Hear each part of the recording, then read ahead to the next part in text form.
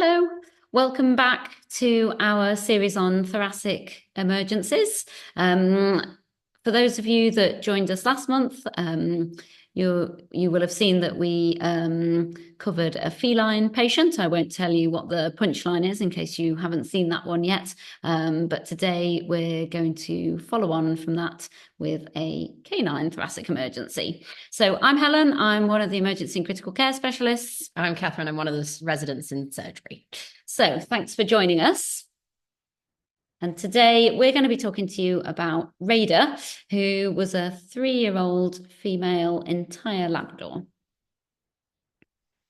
Great. So tell us about Raider. How did Raider come into the hospital? So Raider presented after she was actually hit by a motorbike earlier that day. So it was a very sad situation.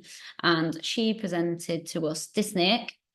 She had dull lung sounds when we auscultated. The lung sounds were notably dull dorsally rather than ventrally. She was really, really tachycardic. Heart rate was over 200 on presentation. She had weak pulses. She actually had pulse deficits as well. So not every auscultable heartbeat was associated with a palpable pulse. And we noticed on physical exam that she had a pendulous abdomen and she actually had a fluid thrill as well. So when we sort of blotted her abdomen, from one side you could feel a thrill with the hand on the other side. So it's quite a dramatic presentation for her. So based on that presentation, I suppose, what are your major worries? Because obviously there's lots of things going on here. Yeah, indeed. What are you most worried about, and how are you? Yeah, so I guess based on the auscultation, I was initially concerned that maybe this dog, like straight away, I was thinking maybe this dog's got pneumothorax because of the dull lung sounds dorsally. And whenever you can hear dull lung sounds anywhere in the thorax, it raises a suspicion for pleural space disease.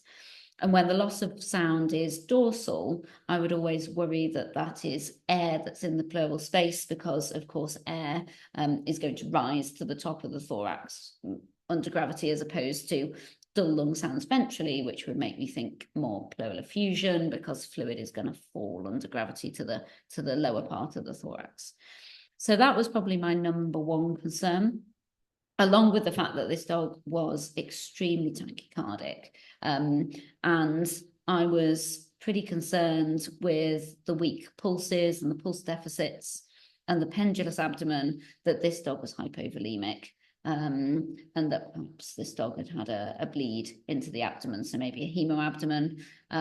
Of course, pain may have been contributing to that tachycardia, but to have such an extreme tachycardia for a dog of over 200 beats per minute, it's quite unlikely that pain alone would push the heart rate that high. And so I was worried that the dog was hypovolemic as well. The dog had obviously had a history of trauma earlier in the day. And so although we couldn't necessarily auscultate any abnormalities in the lungs, partly because we couldn't hear them properly, I was nonetheless concerned that there could be some pulmonary contusions as well that were contributing to the dyspnea, but which we weren't able to detect on physical exam during her initial presentation and assessment. So I guess those were my sort of main immediate concerns with her. And then obviously we need to think about which of those things we would address first. My sort of initial thing for any kind of trauma, or in fact any emergency patient, I guess my major concern would be to relieve pain for those patients. And so giving analgesia straight away, I think is really important for these types of cases, but also you want to be very quickly getting on top of that hypovolemia as well. And a principle that I always use when I'm dealing with emergency cases is to ask myself, what is going to kill this patient first? Because that's the thing that you need to focus on straight away. And if you have hypovolemic patients, invariably the answer to that question is they're going to die of their hypovolemia before they die of anything else. So as a general principle, when dealing with emergency patients, particularly polytrauma patients like this, where there's maybe lots of things going on, the first thing to focus on after analgesia is always correcting the hypovolemia. And when you're thinking about analgesia for these patients, obviously we've got a wide range of things we could give them. Do you have things that you reach for first and things you definitely try and avoid in these ones where you don't quite know what's going on and you're worried about lots of things? Yeah, such a good question. I think opioids are a great go-to because usually these patients are often very painful, and a full agonist opioid, so something like methadone, is a really good first-line analgesic for these types of patients. This is the sort of situation where it's better to over-analgese than under-analgese, because if you over-analgese them and you think, well, actually, maybe they didn't need such a hardcore analgesic, well, you can easily drop that down 4 hours later. And it's much better to do it that way than to be giving them something, it's not enough, they're still painful, and then you're sort of chasing your tail trying to get on top of their analgesia. So I'll often give methadone as a first line. And as a starting dose, 0.2 mg per kg is a pretty good starting dose for most patients. If it's not enough, you can easily top it up with an additional 0.1 or 0.2 mg per kg if they need it. Or you could escalate to something like fentanyl, but it's quite uncommon that you need to go in with fentanyl as a first-line analgesic. The other aspect of your question, what things might we want to avoid? Certainly when you've got a patient that's presenting hypovolemic, I would definitely avoid non-steroidals in this type of situation because, for one, they're not going to work quickly enough to provide good analgesia in an emergency scenario. But perhaps more importantly than that, if you've got a hypovolemic patient or even a patient that you suspect could be hypovolemic, you really don't want to be putting non-steroidals into the mix because there is a significant risk of both GI ulceration and acute kidney injury if they're underperfused. So for any kind of RTA situation, I would definitely avoid non-steroidals. That's maybe a drug for them to go home with when they're stable and they need a bit of ongoing analgesia at home, but definitely not a drug for the emergency room. Okay, that's really good. And so once we've got around that, we've analgesed this patient and we're suspecting that they've got a pneumothorax, which potentially is the first thing we might want to correct. Yeah. What do you want to do about that?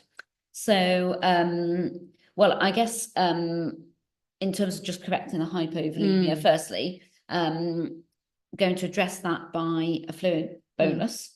And I think it's really important to understand the concept of what a fluid bolus is as opposed to a fluid rate. And that actually I like to think of a fluid bolus as like a dose of fluids. So much like you would give a drug dose in mg per kg, you would give a fluid dose in mils per kilo. And we want to give that full amount of fluid to the patient in one short, sharp go to replace what's been lost from the vascular space. And the idea of correcting hypovolemia is really want to aim to have done that within the first 20 minutes of the patient arriving in the hospital, because the thing that they're going to die of is their hypovolemia, lack of volume within the circulatory system. So we want to get that replaced really quickly.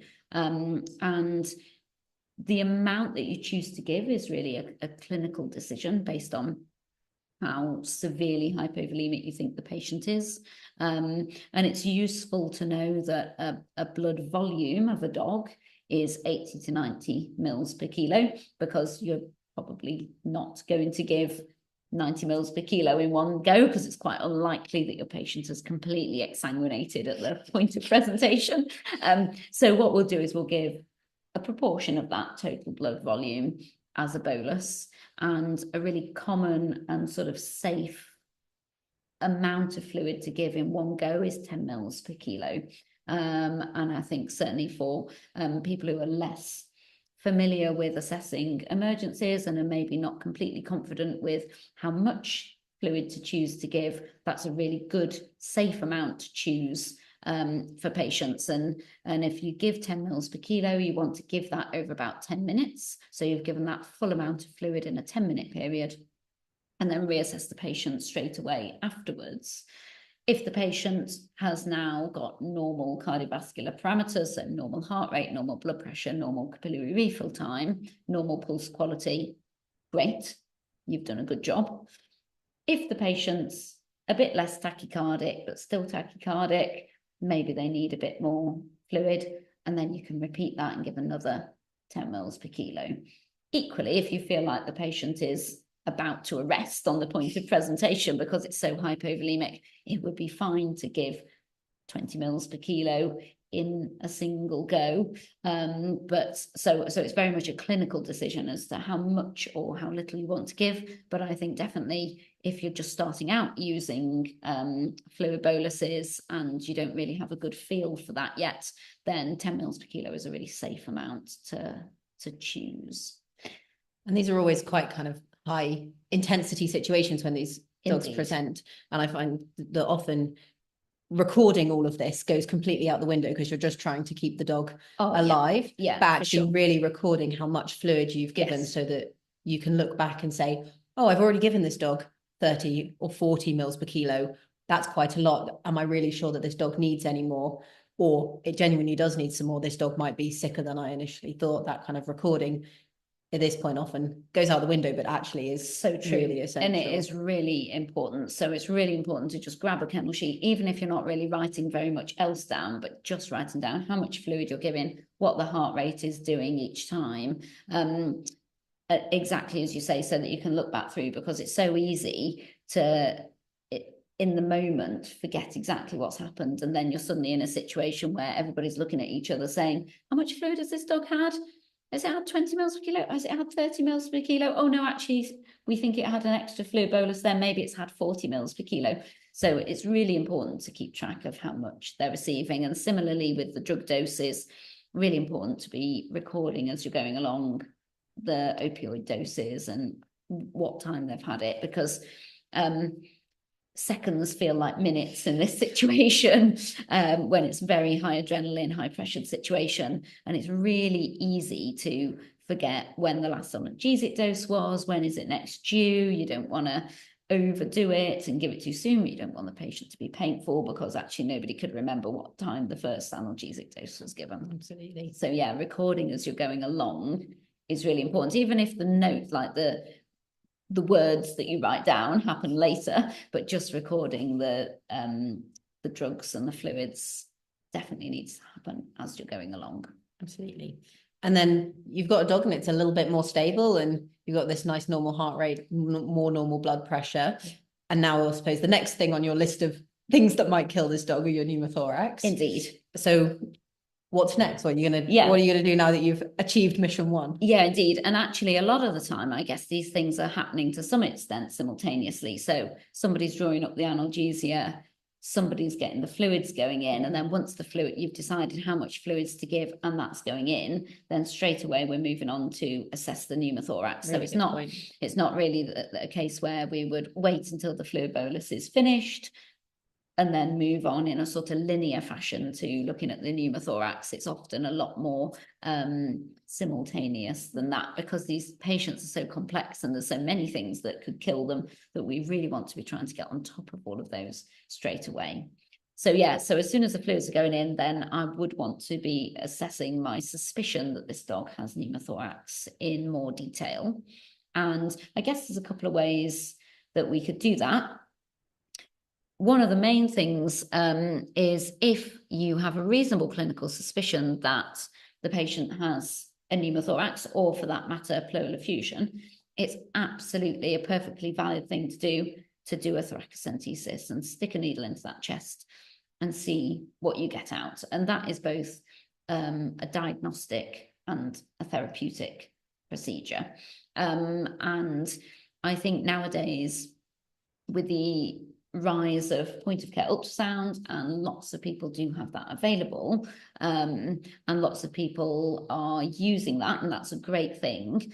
But if you don't have that available, or if you don't feel confident in assessing, certainly assessing for pneumothorax with ultrasound, which is a more difficult skill, then you definitely shouldn't feel like you can't just stick a needle in the chest, and that you definitely shouldn't feel like you have to use ultrasound to assess the thorax in more detail.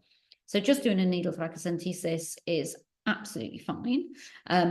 If you're going to do that as your first intervention and you're going to do it blind without using ultrasound, I would go in between the 5th and 7th ribs. And in the instance of this dog, where we've auscultated the dull sounds dorsally and we suspect a pneumothorax, therefore we want to stick the needle in the dorsal third of the chest. If we thought that this was fluid and we could auscultate dull lung sounds ventrally, I would stick the needle in the ventral third of the thorax. So in this situation, we're going to go in, and anywhere in that top third of the thorax should be fine.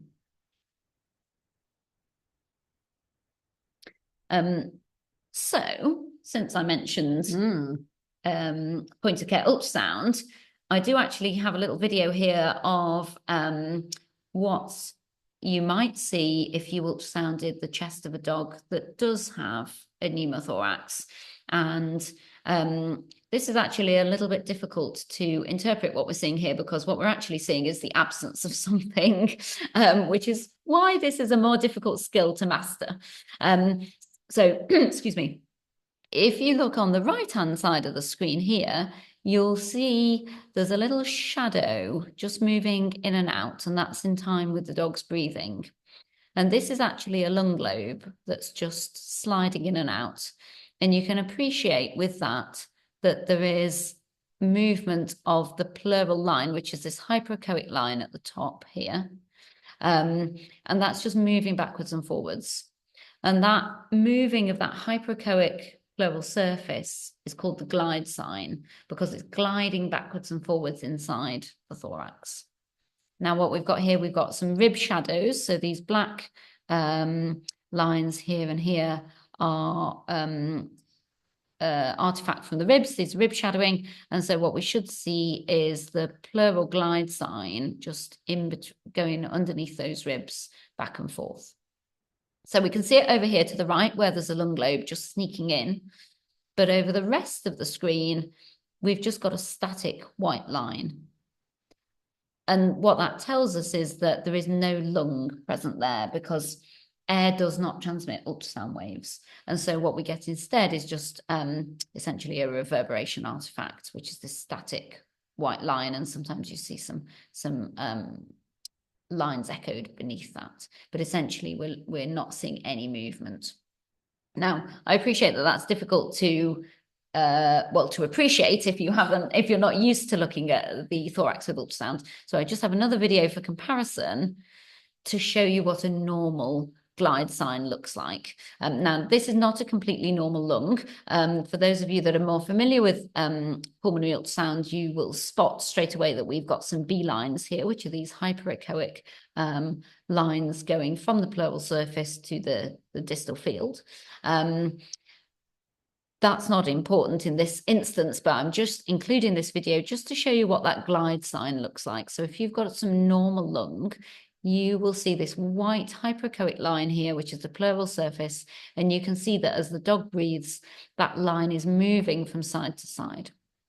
Now, if this was a completely normal, healthy lung, you would see that white line moving backwards and forwards from side to side. You wouldn't see these B lines present. This is called the glide sign. And then when we have a pneumothorax, as in this video I just showed you, we don't see that line anymore. So it's just a static white line.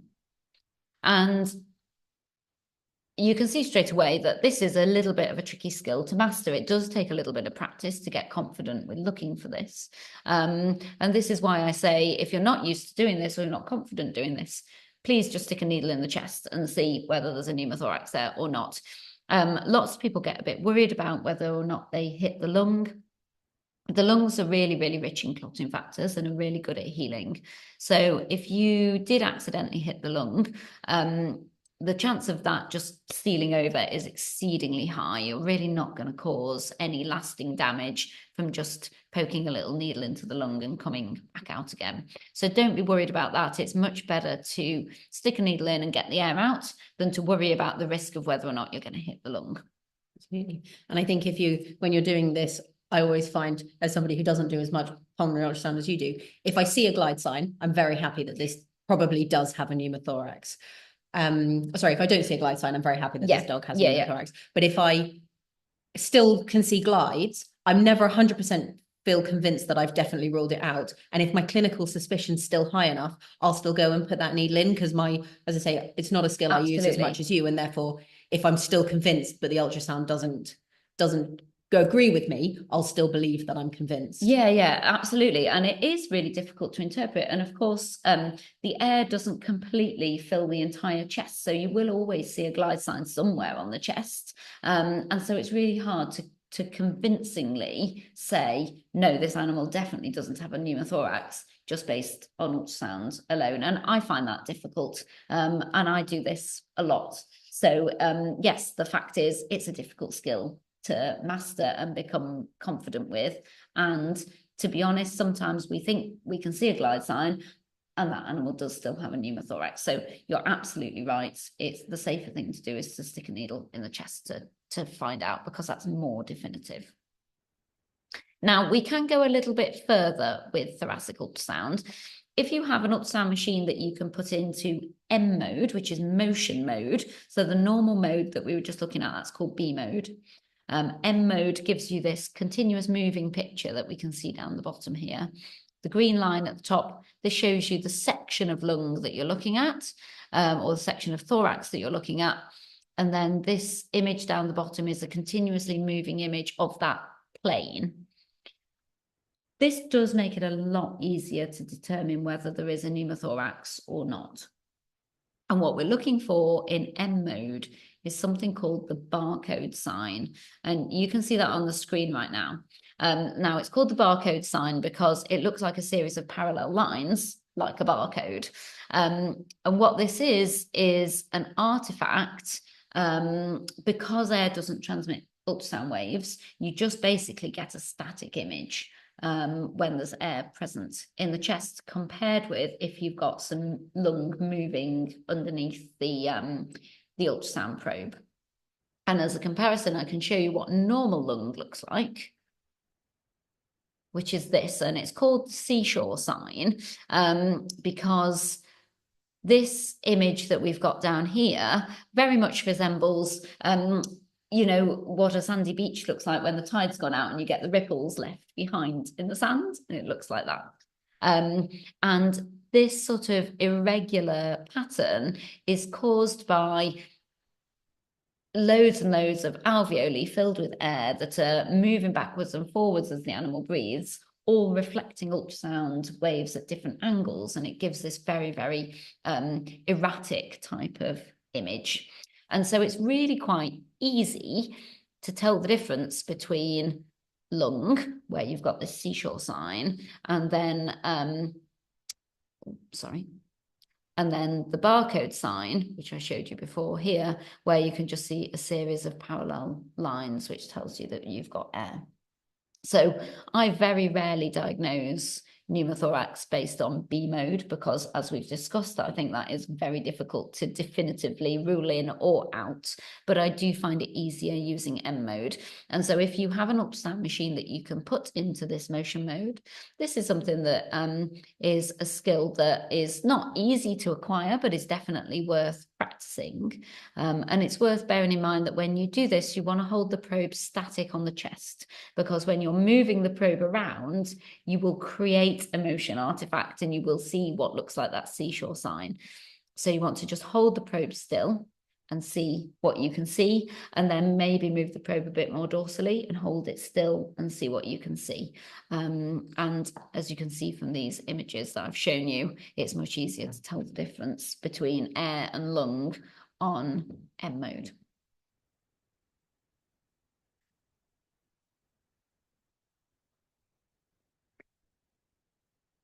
And then I suppose there are other ways that we can look for air in the chest. Indeed.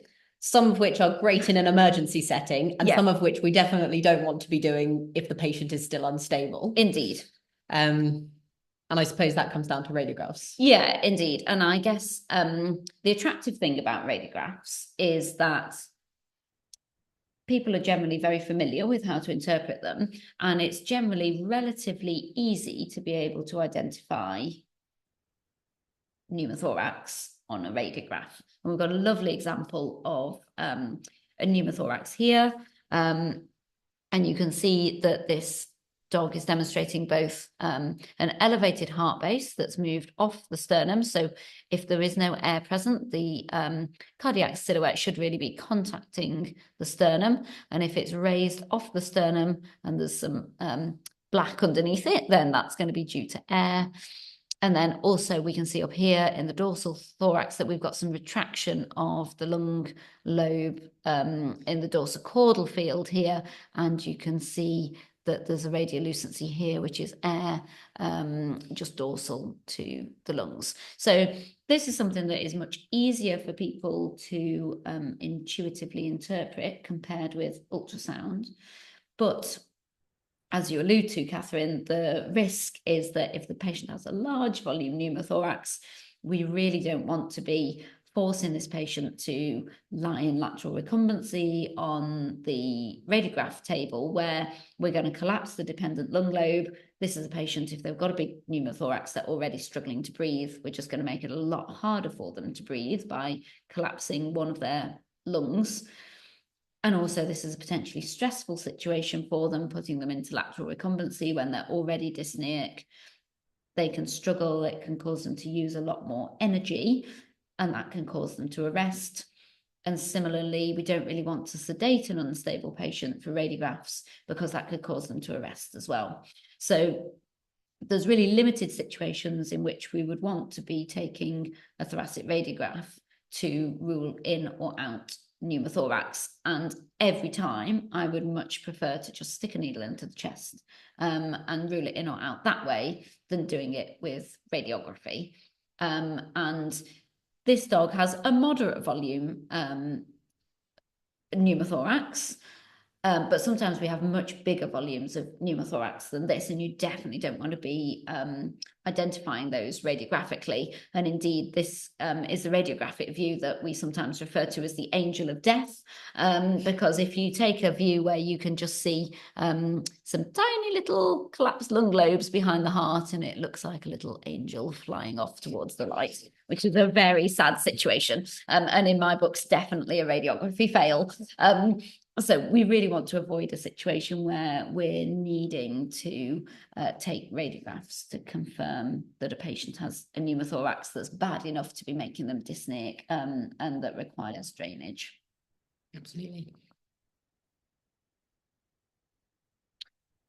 So sometimes we end up with these situations where we've drained the thorax and then they become dyspneic again really quickly, and we need to drain it again, or simply where we just never seem to reach negative pressure. And what are your views on that, Catherine, when you encounter that situation, and how we sort of start to then deal with that scenario of a continuous pneumothorax arising? Yeah, I suppose I always start by thinking, have I got what seems like a sensible volume of air out of this dog's chest? So, we know that we need maybe 10 mils per kilo of air to cause dyspnea. So if I'm under that, well, then I've probably just not drained enough and I need to keep going. Yeah. We often think about volumes of the chest in Coke cans because they're quite easy to visualize. Yeah. A standard Coke can is 330 mils. And you think, how many Coke cans can I fit in this dog's chest? And again, that gives you this nicely referable volume to think, okay, well, actually, I've got a litre from this dog's chest. It's a Labrador. I could conceivably get 1.5 litres or 2 litres. So just to make sure that you think that you genuinely are done and you just don't need to keep draining. If we're getting continuous pneumothorax, you don't really want to be continuously standing there for the next, indefinite period. And it's not very practical, is it? Exactly. So we're going to start to think about what can we do to manage this pneumothorax and provide this dog with some level of continuous drainage other than a person just standing there persistently. Yeah. Usually those are the kinds of dogs where a needle isn't going to cut it anymore because that's going to keep moving. It's going to move in and out of the chest, and it's not very practical for the dog either. So we're going to be moving much more into the chest drains that we talked about last week. Yeah. We place them exactly the same way for pneumothorax as we do for fluid in the chest. Unlike needle thoracentesis, where we're going really dorsal for air and really ventral for fluid, actually the chest drain goes in the same place for both because it's got holes and it's fenestrated from the first 15 to 30 centimeters, depending on which one. So actually, we don't need to place those any differently. And then we need to think about how are we physically going to continuously drain this? In general practice, I think that's quite tricky because often the things that you need to provide that continuous drainage aren't very easy to come by. Indeed. So often these are the cases where you're thinking, actually, this dog probably needs to go to referral so that can be continuously drained. Yeah. Otherwise, they are things that you can make in general practice. So these continuous drainage actually all stems from a simple idea where if you get 3 bottles and a bunch of tubes, you can make this kind of continuous drainage.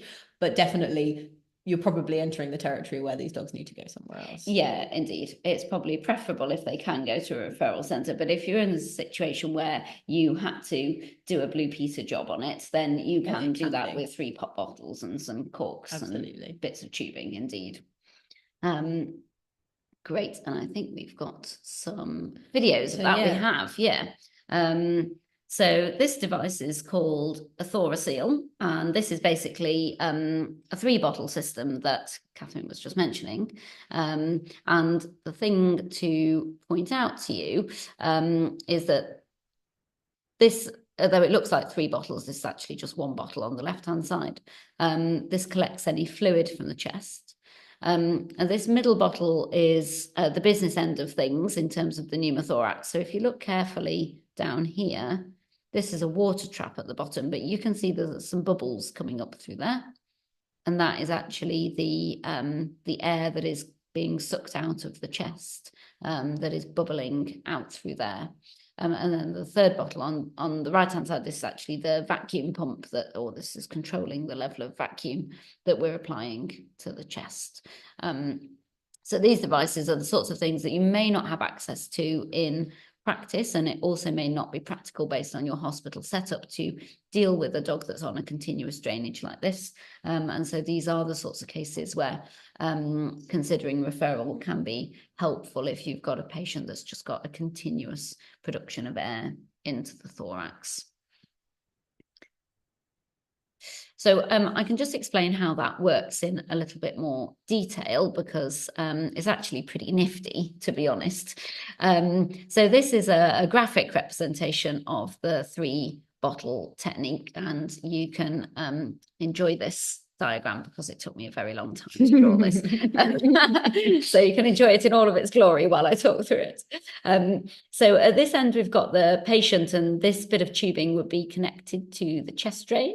And at the other end, this bit of tubing is connected to a suction pump.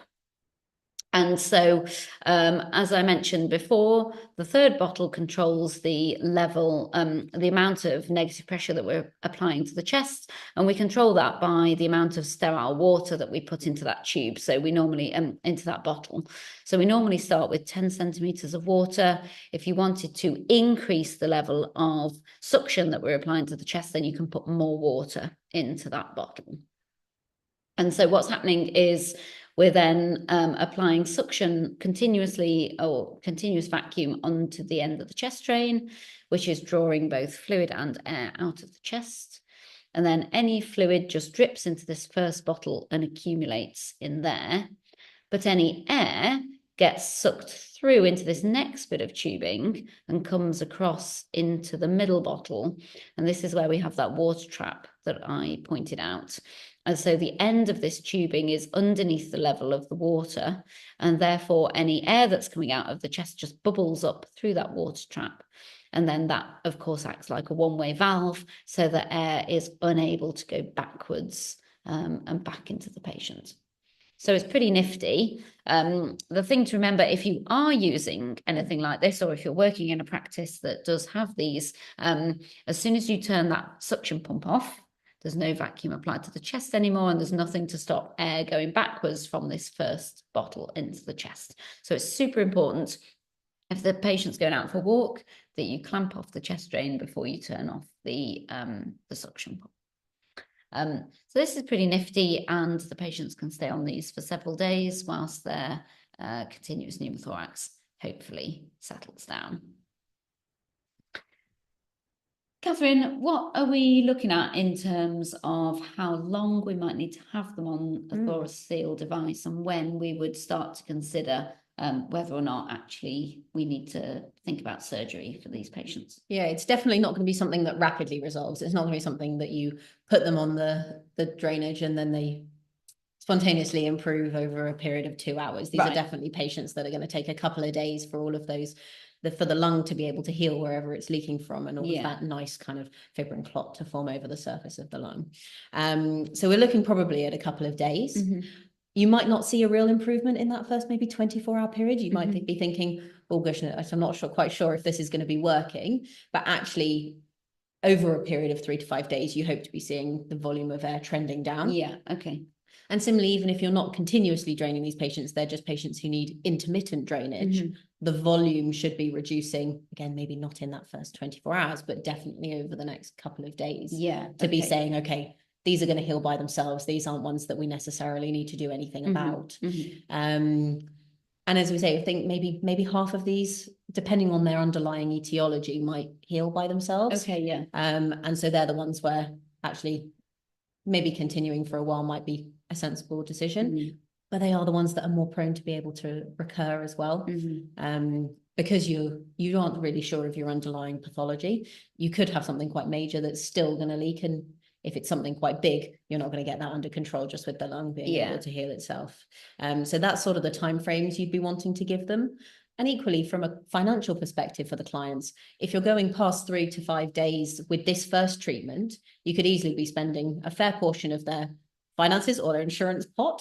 And actually, if they then do need something major, you don't really want to have spent everything such that they can't do the next side of things. So actually, sometimes that really plays into how quickly we see these and how quickly we do something. Is if there's only one pot of money and we think, oh, if we do this, we can't do the next thing, then sometimes that pushes people into needing to do things earlier as well.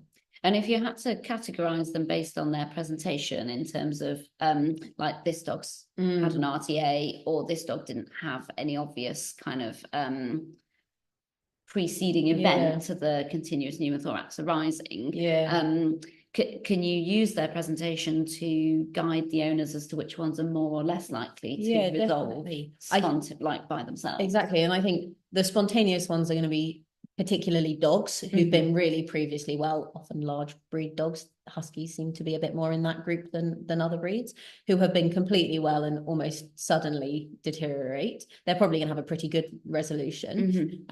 Some of your less major RTAs, again, they might spontaneously resolve, but anything that's a major incident or has some kind of preceding respiratory history, they're probably your ones where you're not thinking that they're really going to get this under control, because they're the ones where you're thinking there might be a differing etiology to something spontaneous.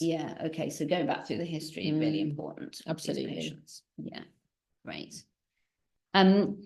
And then what about those where the owners are maybe like aversive to the idea of surgery, even if maybe finance isn't a part of it, but some clients just really don't want to do invasive chest surgery? Is there anything else that we can do to help stabilize these patients if it's not resolving? Yeah, absolutely. So if we're not doing anything more and we're just giving them time, then really we're just aiming for that lung to produce something sticky on its surface and close over those holes and be able to heal it. But yeah, absolutely. There are things that we can do to try and provide extra kind of clotting and healing potential within the thorax. And that's when we start to think about things like blood pleurodesis, and less commonly described things like talc pleurodesis and all of those, where we're providing extra factors into the thorax to encourage that clotting coagulation. Yeah, nice. And we do actually have a video here of a blood pleurodesis that we did on this very dog, Raider. So she was on the Thoraceal for 4 or 5 days, and her pneumothorax was showing no sign of abating. And so the owners actually were not aversive to doing a chest surgery on her, but they were keen to try something that could avoid the need for surgery, understandably. And so we decided to try a blood pleurodesis on her. And exactly as you said, the idea of this is that we take blood out of the jugular vein, so directly from the dog, and inject it into the chest. And the idea is that we're providing both something that's going to clot, physically clot in the chest, but also something that's likely to be irritant in the chest and cause some irritation of the pleural surface to help close over whatever hole is present in the lung. And so we've got a chest drain in already because we've been doing this continuous drainage through the thoracic of her chest. And then we did place a jugular line just to make this easier. And so what you can see is the left-hand side is blood coming out through the jugular, and the right-hand side is blood going in through the chest drain. And so we're taking fresh whole blood. You want it to be whole blood because it needs to contain clotting factors. And so we're just doing 20 mils at a time because if we took 100 mils out in one go, it's just going to clot in the bag before we get a chance to put it into the chest. And described amounts between 5 and 10 mils per kilo. We did 10 mils per kilo in this dog, and then we replaced that same volume with crystalloid fluid as a fluid bolus because we don't want to, of course, make the dog hypovolemic. So this is a relatively quick procedure to do this. And then once you've injected the blood into the chest, then the idea is that you effectively roll the dog over so that it coats the whole of the inside of the thorax. But rather than doing it like a roly-poly, you change their recumbency every 15 minutes so that the blood has a good period of time in each sort of area of the chest, in each recumbency, including sternal recumbency, to ensure that you've got good coverage of the thorax and to allow the blood to clot in any areas where there's likely to be a hole in the lung. So in total, then we have the dog anaesthetised for an hour after the procedure, whilst we put the dog into each of the 4 recumbencies every 15 minutes. And do you go back in and take the blood back out of the chest? Is that something that you need to do? So you don't want to disturb any sort of clotting that might be happening around the lungs too soon. But equally, it is nice to see if you've made a difference. And so we did go back in this instance. I like to try it about 8 hours later. And actually, this dog was immediately better in terms of her respiratory status. She was no longer dyspneic straight away afterwards. And so 8 hours later, I just had a little gentle suction on the chest drain, as you can see here, and got a tiny bit of blood back, but very quickly after just a couple of mils had negative pressure there, whereas before she was just continuously producing air. And you can see from that video we got no air back out of the chest. So this was really nice to confirm that it had done the job that we wanted it to do. So this was a really successful blood pleurodesis in this instance. And this is definitely something when you're doing the pleurodesis, you want to be doing in a sterile fashion. Almost more important when we were talking last week about chest drain placements. Yes. We're handling blood. Blood's a great growth medium. This is definitely a procedure. Everyone's very much you've so. Got your drape on, everyone's wearing sterile gloves who's touching all of it. And we're definitely trying not to generate a lovely new pneumothorax whilst we do this. Absolutely. And that's one of the reasons why we placed the jugular line to do it as well, rather than just doing a needle stick into the jugular to be getting that blood out, because we want this to be as controlled and as sterile as we possibly can, to the extent that you can see here in this follow-up video, even just to draw back out of the chest drain, I'm handling that chest drain and syringe with sterile gloves on, because you don't want to risk introducing any kind of bugs into an environment where you've put lots of blood, for exactly the reason that you say. It's just such a great growth medium for bacteria. Wouldn't it be such a shame if we fixed the continuous pneumothorax and created a pyothorax iatrogenically in so doing, and then you end up having to do a chest surgery anyway? Yeah, absolutely. What a terrible situation. So yes, very important to observe sterile practice with this. And do you ever do other kinds of pleurodesis, because things like talcum powder and all of those are reported? Yes, indeed. I have never done a talc pleurodesis, and indeed there are case reports of that. To me, it feels a step too far to put something that we know is highly irritant and definitely isn't sterile into the chest. So for me, I mean, the idea behind talc is it's effectively just causing marked irritation and effectively a chemical reaction that's causing the hole in the lung to seal over. But for me, that's just a bit too high risk of causing an infection. And I think that those reports of the talc pleurodesis are really quite old reports now. They're over 20 years old, really before blood pleurodesis was described. So we've now sort of superseded that technique, if you like, with the blood pleurodesis, which we can perform in a sterile fashion using the patient's own autologous blood. So I think there's probably no situation that I can think of where it would be necessary to do that, because you could just use the patient's blood instead. Great. So we've been talking a little bit about the difference between a spontaneous pneumothorax and sort of effectively an acquired pneumothorax or a traumatic pneumothorax. Maybe, Catherine, could you just explain that differentiation in a bit more detail, just to be really clear about what the difference is between those? Absolutely. Because it's so important, isn't it, with the presentation of the patient to classify which type of pneumothorax we're dealing with. And it really changes potentially how we treat these patients. Exactly. So I think we can start by categorizing them into two big groups. We've got the ones that are spontaneous and the ones that are acquired. And usually the history is going to tell you that, because your acquired ones are ones where there is an immediate preceding incident that has resulted in it, be that something traumatic, so a road traffic accident or some other kind of trauma, or iatrogenic. So that's things like, have we put a needle into the chest and left the chest drain open and now it's got a pneumothorax? Or things like, has this dog had an anesthetic and the APL valve's been left on and we've got a secondary pneumothorax to that? So they can sort of fit into that acquired category.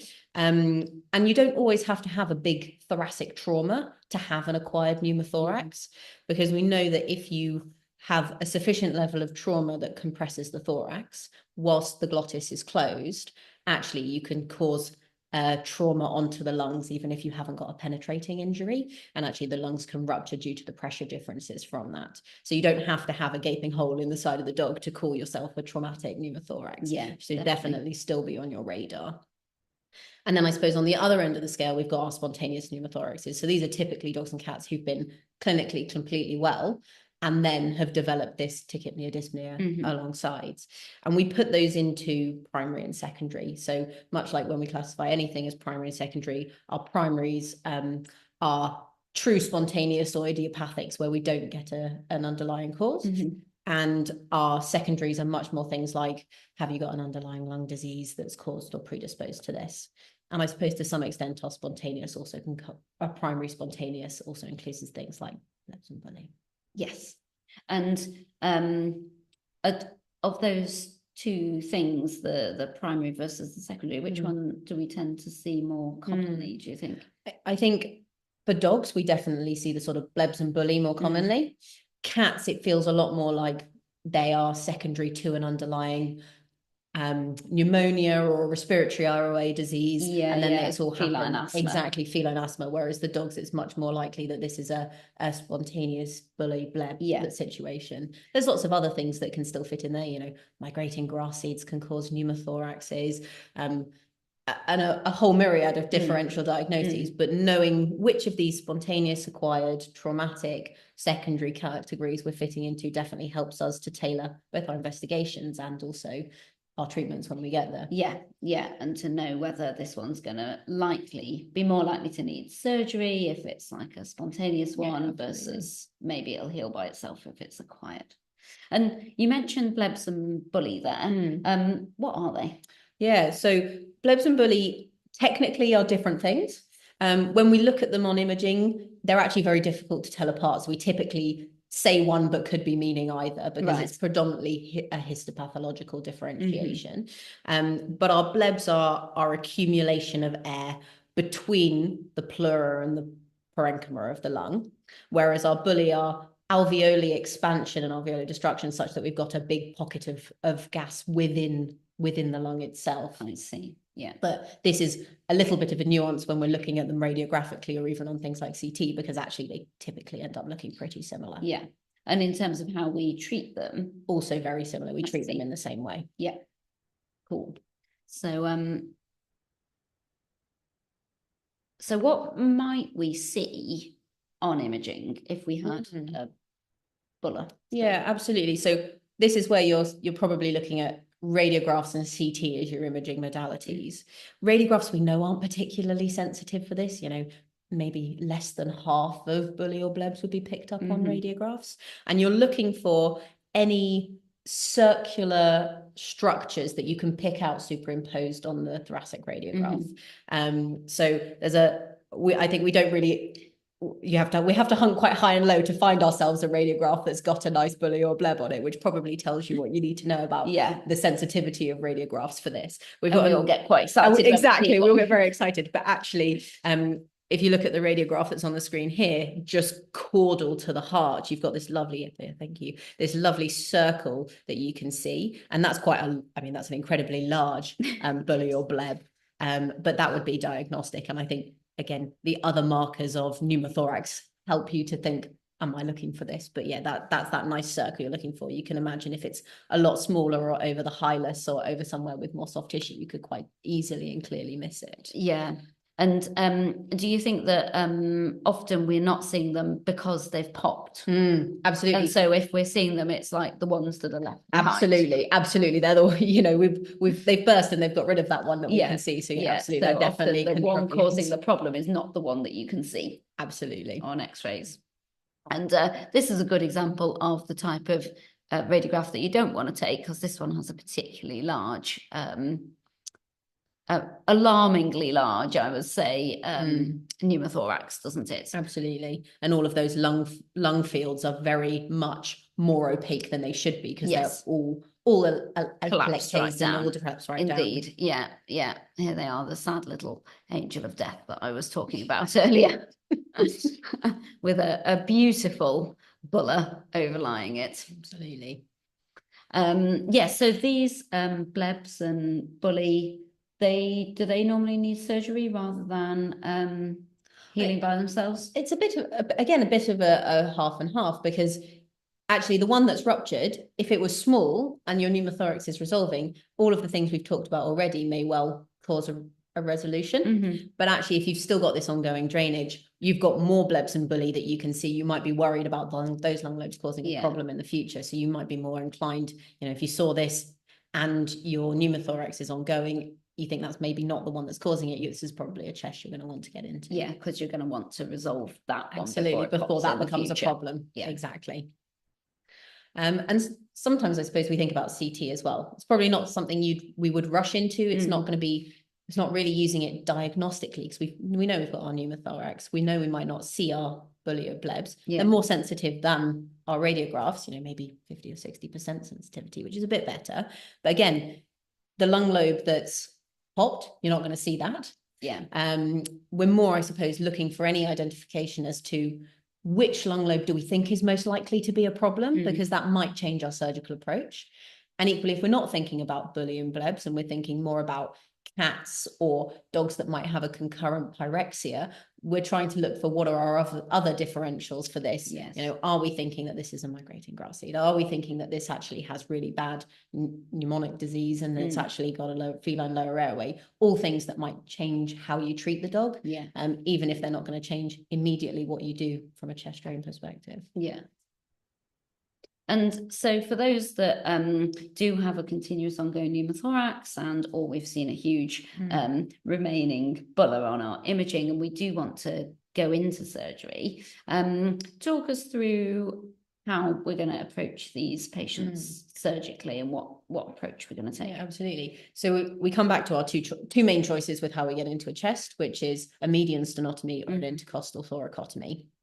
And unlike the pyothoraxes, maybe, where you might be able to, not really pyothoraxes, unlike some of them where you've got a disease affecting a single lung lobe, Here, we've already said you might not be able to see the lung lobe that's affected, and the bully and the bleb that you can see might not be the lung lobe that's leaking. Yeah. So to narrow yourself to one lung lobe through one intercostal space is probably not a very wise idea. Yeah. So we're almost always doing median stenotomies for these, because actually it allows you to assess all of the lung lobes, allows you to assess all of the bully and blebs and have access to all of those, as well as to kind of manipulate them in surgery more accurately than you can just with an intercostal thoracotomy.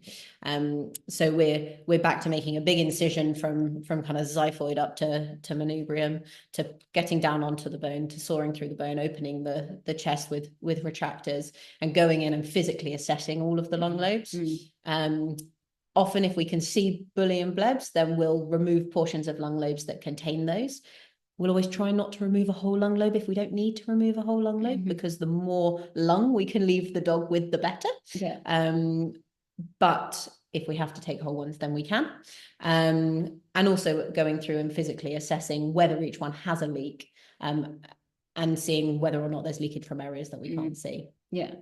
And what's the maximum amount of lungs that you can take away if you've got like lots of blebs or bully all over the place? So we try not to take more than sort of 50% of lung volume at any one time. So the lungs aren't actually even on either side. You don't have the same amount of left lung as you do right lung. So you have sort of 40% of your lung volume is made up on the left, and 60% of it is made up on the right. So you, as I say, we can take 50%. I think the maximum reported amounts are somewhere in the region of 60 before you get to acute pulmonary hypertension and non-compatible with life. But you're really pushing it if you're getting up to that, that frame of things.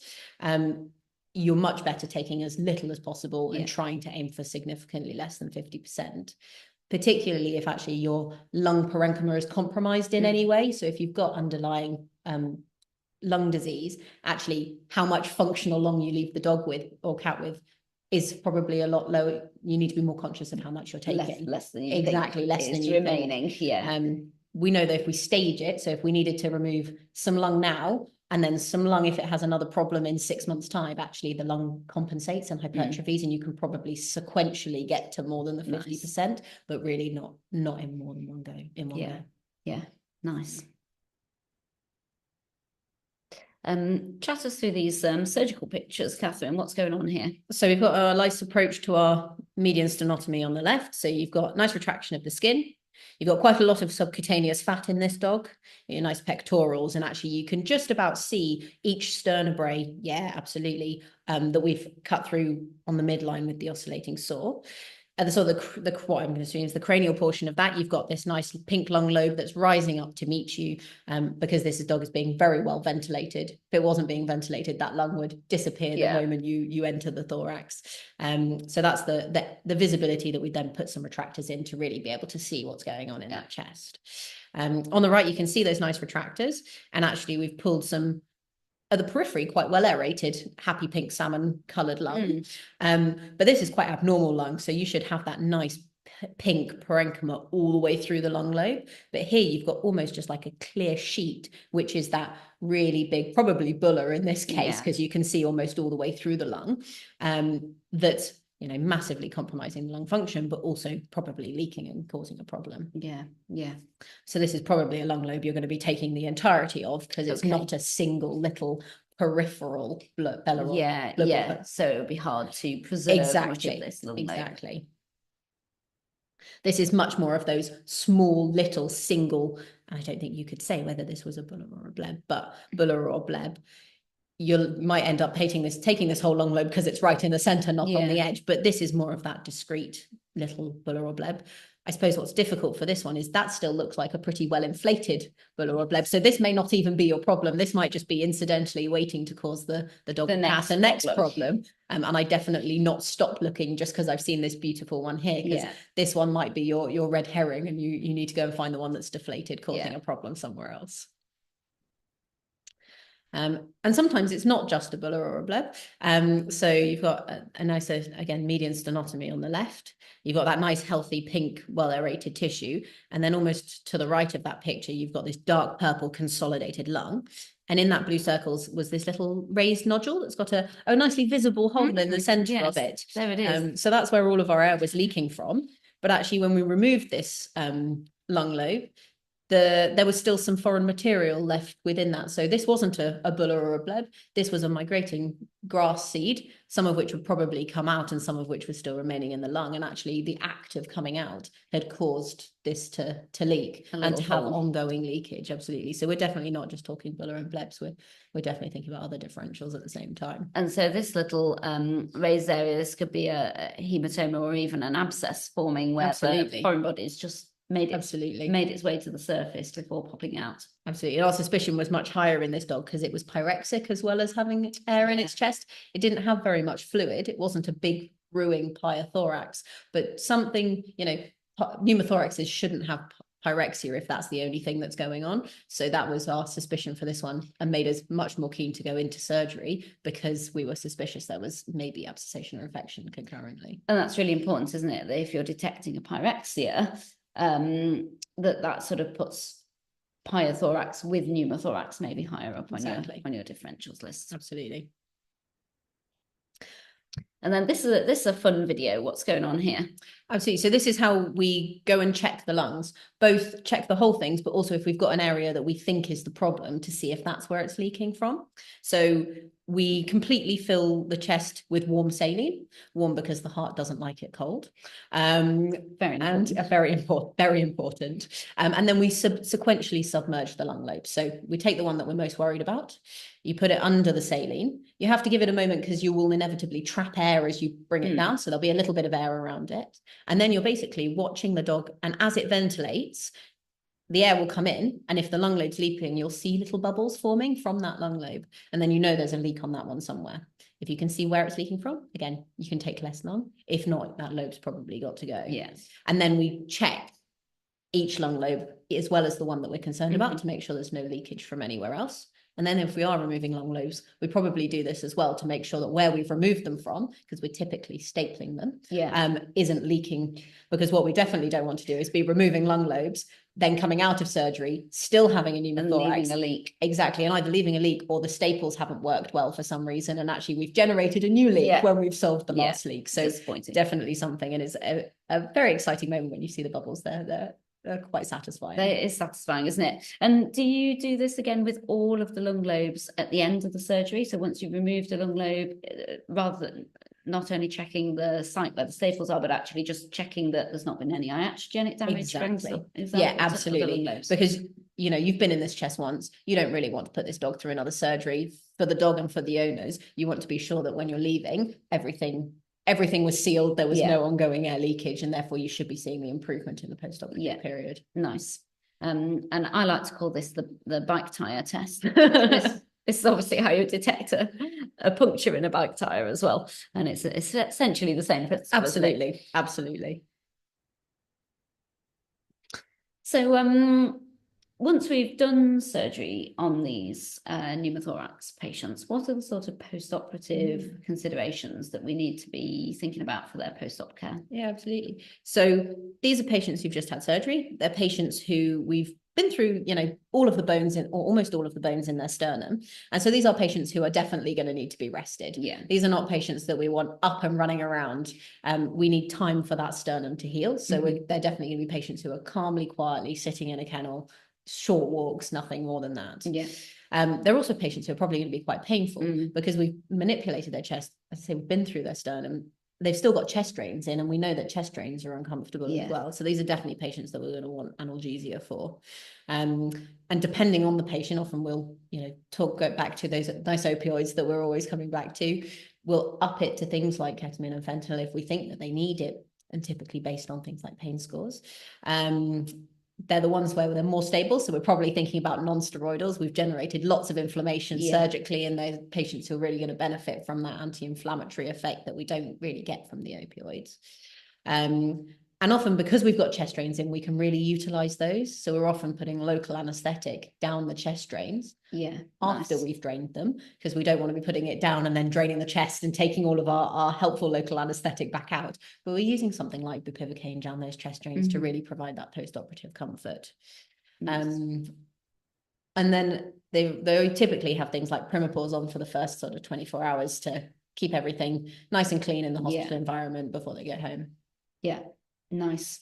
And what about nutrition for these patients post-op? Because I guess they've had a major surgery, they've often got multimodal analgesia, like you say, which can be quite heavy duty agents that we're using, and maybe they're a little bit sedated on that and maybe not having a normal appetite. How do we support their nutritional recovery? Absolutely. And I think in the first instance, we're often keen to be not too invasive with these patients. So we're thinking about lots of tempting them with lots of different things, taking them out their kennel, trying them eating, outside and with lots of fuss. If that's not working, we're starting to move on to things to stimulate their appetite, making sure they're not feeling nauseous, treating that as appropriate, seeing if we can stimulate their appetites with medications, things like mirtazapine or caprimorelin.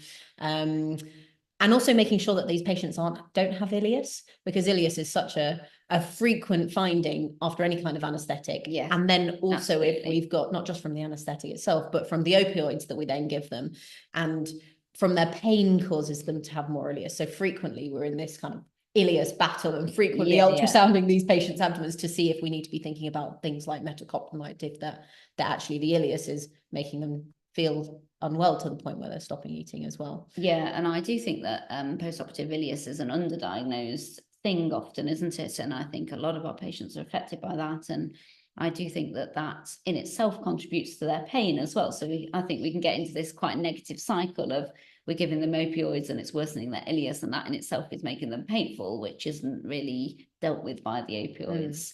So I think that's a really important thing to remember to think about, isn't it, for post-op patients? And definitely, and sometimes these are patients where you look at their list of medications and it's falling off the bottom of the sheet and you think, actually, these dogs, probably these medications are all contributing to it, and really just trying to rationalize what you're giving them and thinking, okay, do they really need to be still on everything that they're on, or actually are all of the medications I'm giving them resulting in me needing to give them more medications and getting more and more into that vicious cycle? Because actually sometimes the solution is taking them off a lot of what they're on, makes them feel an awful lot better, and then suddenly they start to eat. And nutrition is so important, isn't it, to help with their post-op recovery and their wound healing as well, that they need to have good nutrition on board. Absolutely. And actually I think it's rare for this kind of patient that we end up thinking about things like feeding tubes, because usually we can optimize everything else to the point where these, we don't need that. They're not patients typically who have been chronically unwell prior to surgery. So therefore, they're not typically the patients where we're starting to think about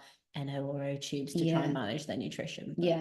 And I guess if they're not eating persistently, then a nasal-esophageal tube is a good starting point, isn't it, as a less invasive type of feeding tube than needing to re-anesthetize them and place an esophageal tube. Absolutely. Because as you say, often even if they do need a small amount of tube feeding, they're often patients who start to eat quite quickly after theatre, so they're not going to need ongoing nutritional support for days and days and days often. So often we can get away with a less invasive type of feeding tube if they do need one at all. Absolutely.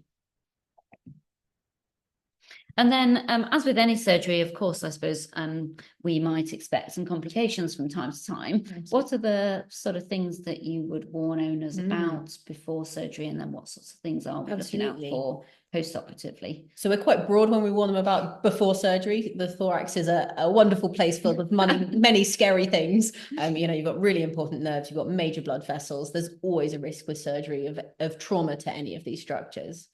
In the post, the heart's quite important, the heart's relatively important as well. So they're the kind of things we're warning the owners about before. After surgery, really our big risks are things like infection. A lot of that comes from patient interference. It's never, there's never not a contribution from, the surgery side of things. That's always a possibility, but patient interference definitely plays a major role, because surgery is uncomfortable and they often want to interfere with the wound. And if they can get around and lick it, then that definitely introduces more bacteria than should be there. Yeah. And not just the wound, but the chest drain as well, right? Yeah, absolutely. Sometimes it's tempting to chew the end off the chest drain, isn't it? Less than ideal. Very important to have a blister collar on. So we're watching for things like heat in the area, swellings and discharges from that. Not all swellings are necessarily need an intervention, so seromas are not uncommon. There's in areas that have quite a lot of movement, and obviously we're leaving seromas well alone. Seroma is a perfect pocket of proteinaceous fluid that, much like blood, bacteria love to grow in. So if we've got a fluid filled kind of swelling, and it's not pyrexic, it's not painful, it's not hot to the touch, that actually we're thinking about seromas, and we're thinking more about, steering well clear, maybe warm compresses to help them to resolve, and really making sure that we're minimizing their movement, and actually just giving them the 2, 3, 4 weeks that sometimes a seroma needs in order to be able to resolve. So you're not going and sticking needles into those to try and diagnose, is this a hematoma, is this an abscess? No, absolutely not. If they're clinically okay, you're leaving absolutely those well alone. And usually you'll have other signs if you're thinking these are abscesses, the purulent fluid, if they're oozing, pyrexia, then you're typically more uncomfortable with abscesses, or they were doing really well and now they're not doing quite so well, whereas a seroma shouldn't really have so much of an impact on all of those things. But definitely leaving, unless they're so big they're causing a really big clinical problem for the dog, ideally leaving them well alone. And then dehiscence is always a risk, again, more if they're doing too much or they're licking or they're kind of interfering with things. But we're dealing with dogs, they move around, sometimes we get dehiscence. There's a little bit you can see on this picture, it's an intercostal thoracotomy, but you've got a set of skin staples and then about halfway down this very small red area where it's opened up a little bit. If it's a small amount, and as long as all of the underlying layers are closed, then we're probably just letting that heal by second intention. We're more worrying about dehiscence if multiple layers are open, because obviously we definitely want to keep that chest closed. And so the big dehiscences are things that we need to be seeing them back for and closing, but the little dehiscences maybe are things that are just going to heal by themselves. Which of course is going to be the majority of those. Exactly. Oh, absolutely. Absolutely. Quite uncommon that we would. That all of the layers are going to go be able to see the lungs again. Absolutely. So in terms of how well these patients generally do, what's the kind of outcome? How many of these patients do need repeat surgery? If we're thinking about the sort of spontaneous pneumothorax, so we're back to our bully and our blebs here, the kind of the range of recurrences may be sort of up to about 20 to 25%, depending on which population of dogs you're looking at. And most commonly these are going to recur really early in the post-operative period, so they're going to be the first 2 weeks after surgery. So we're going to know about it quite soon. Exactly. The longer and longer you get after surgery, the less and less it is, unless it's developing more bully and blebs in lung lobes later down the line. But if it's going to be a leak that's been missed, or a bully that's re-ruptured that was still in there, or something along those lines, really that's going to be the early post-operative period. Then depending on the sort of recurrence of them, often they are going to be the dogs who maybe you end up needing to go back into surgery because there's repeated air leakage. And obviously that's not something that we undertake lightly. And both for the dog and for the owner, that's quite a big factor. So if you read the kind of papers all associated with it, they say that these dogs don't do very well. Their survival for a second time is sort of less than 30 days. That's probably massively impacted by the fact that, we don't put them through it. Owners don't want to put them through it. Costs become an issue, that more so than necessarily these dogs don't do well. So it's definitely not something I wouldn't go in and do just because the literature says 30 days survival time. It's something that's probably more 30 days survival time because it's driven by the fact it's a recurrence. So actually, if you just looked at that population of dogs that did have the second surgery, the outcome will probably be really different. Absolutely. So I'm not sure. I definitely take that with a pinch of salt. Otherwise, these dogs typically do incredibly well. If they're not having recurrence, these dogs are, healed with long, like years and years and years of survival after this. So it's definitely something that we'd be more encouraging owners to give it a go if that's something they're able to, and it's something that's right for them and the dog, rather than necessarily saying, oh, pneumothorax, dreadful situation. That's it.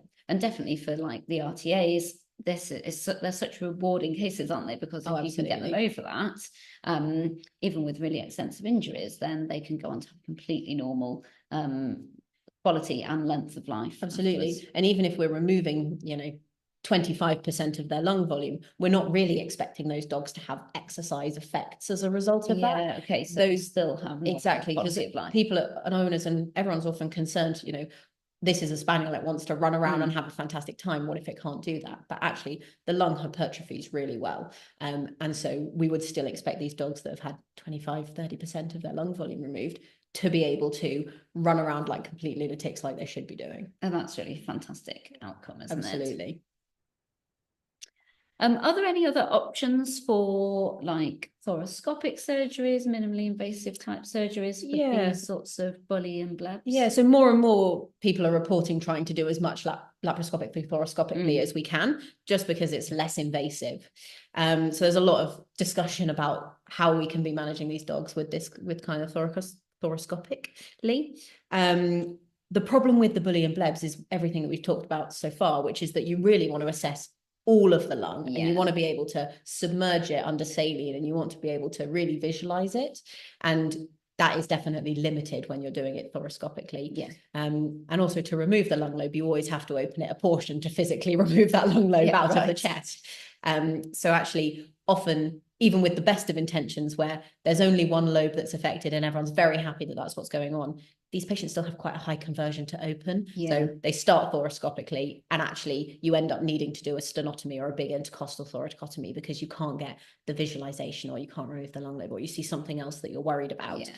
And actually, I think for these, probably we're still at traditional techniques are superior to being minimally invasive, but that's not to say that actually for other things that's a minimally invasive isn't the way to go. But for this, it's probably still going to be a median stenotomy. Yeah, and that makes perfect sense, doesn't it? So, absolutely.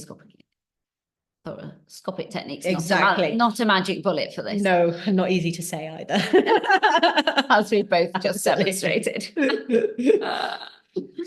Oh, great. Well, there is Rada when she was all fixed, coming back to say hello to us. So she had a great outcome, as do many of our pneumothoraces, as we've been sharing with you. So thank you very much for joining us for our chat about pneumothoraces, and hope that you've found this useful and helpful, and hope you'll join us again next month for our next new grad CPD evening.